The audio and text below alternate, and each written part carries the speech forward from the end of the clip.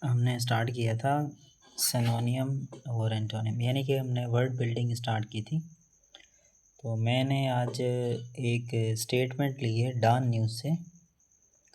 वो स्टेटमेंट यानी पुरानी डॉन न्यूज़ की जो है ना स्टेटमेंट है, पुरानी अखबार से ली है।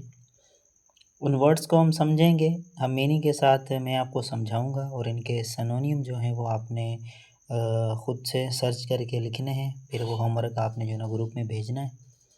तो हमारे पास क्या है, फ्राम पेट्रॉइड्स टू ट्रेटर्स।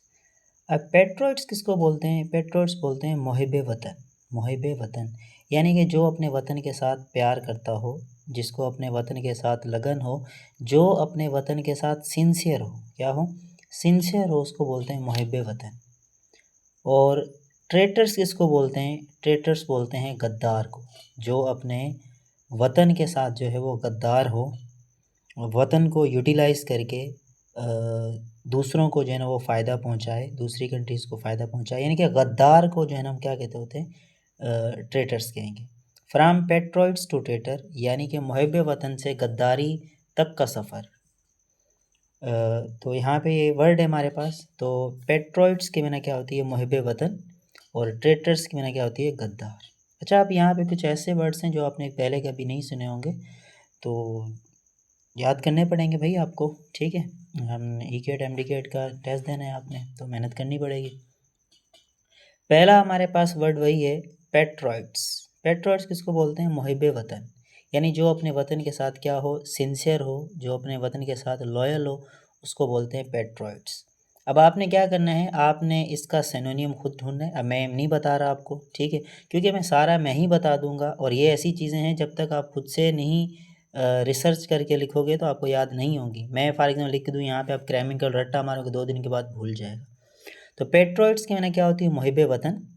अब आपने क्या करना है, अब मैंने आपको मीनिंग बता दी, पेट्रॉइड्स के माने क्या होती है? मुहिब वतन। आपने इसका सिनोनिम ढूंढना है, और सिनोनिम ढूंढने के बाद आपने उसको सेंटेंस में इस्तेमाल करना है, मज़ीद अच्छे तरीके से उसको अंडरस्टैंड करने के लिए। नेक्स्ट हमारे पास जो वर्ड है वो है ट्रेटर्स।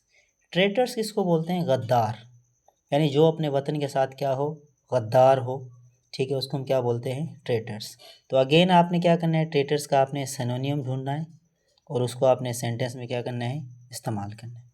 नेक्स्ट हमारे पास वर्ड क्या है? अबेसमेंट। अबेसमेंट किसको बोलते हैं? रुसवाई।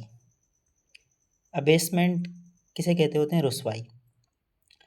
जैसे फॉर एग्ज़ाम्पल कुछ चीज़ें होती हैं हमें लाइफ में जो हमें मैसर होती हैं, और एट दैट टाइम जब हमें वो मैसर होती हैं तो हम उनकी कदर नहीं कर रहे होते। तो जब वो चीज़ें हमसे छीन ली जाती हैं, या हमसे वो चीज़ें दूर हो जाती हैं, तो फिर क्या होता है? फिर रुसवाई के सिवा हमारे पास कुछ भी नहीं होता, बस फिर उनके बैठ के ऊपर हम अफ़सोस कर सकते हैं। तो रुसवाई माने अबेसमेंट, अबेसमेंट की माने क्या होती है? रुसवाई। तो इसका भी आपने सिनोनिम ढूँढना और उसको आपने सेंटेंस में इस्तेमाल करना है। उसके बाद नेक्स्ट जो वर्ड हमारे पास क्या है? नेक्स्ट हमारे पास जो वर्ड है इनकार्सीरेट। इनकार्सीरेट। इनकार्सीरेट की माने क्या होती है? कैद कर, कैद करना किसी को। जैसे for example the foreign prime minister Imran Khan was incarcerated, इनको कैद किया गया, ठीक है। तो इनकार्सीरेटेड की माने क्या होती है? कैद करना किसी को, जेल वगैरह में कैद करना, उसको बोलते हैं इनकार्सीरेटेड। तो आपने इसका सिनोनिम ढूंढना, उसको सेंटेंस में आपने इस्तेमाल करना है। नेक्स्ट जो हमारे पास जो वर्ड है वो है डिसकंसर्टिंग। डिसकंसर्टिंग की माने क्या होती है? परेशान कौन, कि जैसे फॉर एग्ज़ाम्पल हमारा कोई जानने वाला होता है, या हमारा अज़ीज़ होता है, या हमारा बेस्ट फ्रेंड होता है कोई, तो वो अपनी बात हमसे, हर एक बात हमें हमारे साथ जो है शेयर करता होता है। तो कभी-कभार ऐसा होता है कि हम उसको कहते हैं कि यार, वो बात करने लगता है, मुझसे कहते हैं यार कोई ऐसी बात ना करना कि जो परेशान कौन हो, यानी कि जो मुझे परेशान करे, मैं ऑलरेडी क्या हूँ? परेशान हूँ। तो यानी हम यही कहना चाह रहे होते हैं कि भाई आपने कोई ऐसी डिसकंसर्टिंग बात नहीं करनी जो मुझे मज़ीद क्या करे? परेशान करे। तो डिसकंसर्टिंग की माने क्या होती है? परेशान कुन। नेक्स्ट हमारे पास जो वर्ड है वो है प्रोवोकेटिव। प्रोवोकेटिव। प्रोवोकेटिव की माने क्या होती है? गुस्सा दिलाने वाला। जैसे for example, teachers gave me provocative marks, यानी कि टीचर ने इतने गंदे मार्क दिए, ठीक है, इतने गंदे नंबर दिए कि मुझे गुस्सा आ गया। गुस्सा दिलाने वाले, ठीक है, गुस्सा दिलाने वाले को क्या बोलते हैं? प्रोवोकेटिव। तो यानी कि कुछ लोग होते हैं जो प्रोवोकेटिव होते हैं लाइफ में, यानी कि वो बात ही ऐसी करते होते हैं कि हमें गुस्सा आ जाता होता है, ठीक है। तो प्रोवोकेटिव की मीनिंग क्या होती है? गुस्सा दिलाने वाला, ठीक है भाई। नेक्स्ट हमारे पास जो वर्ड है वो है सैक। क्या वर्ड है? सैक। सैक की माने क्या होती है? बरतरफ करना।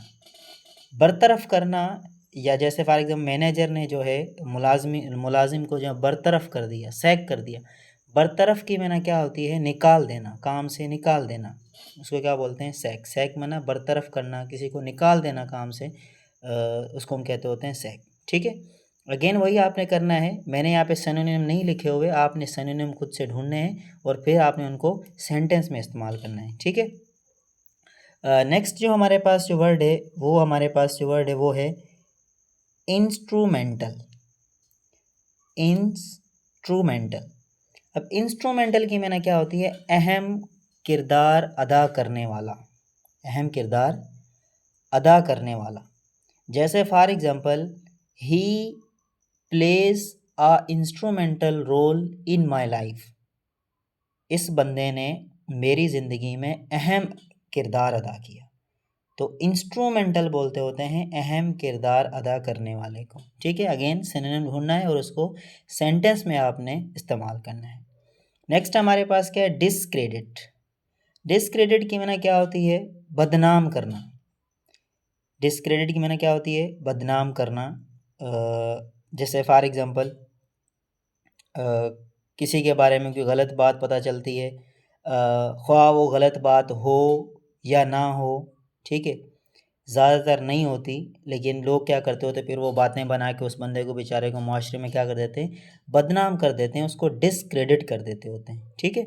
तो आपके पास ये तकरीबन कितने वर्ड हैं आपके पास? 2, 4, 6, 8, ये 9 आपके पास वर्ड हैं। इनको जो है आप इनके सिनोनिम ढूंढें और इनको आप सेंटेंस में इस्तेमाल करके फिर आपने जो है ना ग्रुप में भेज देना, फिर मैं चेक करके आपको बता दूंगा कि क्या आपने सही किए हैं या नहीं किए। शुक्रिया।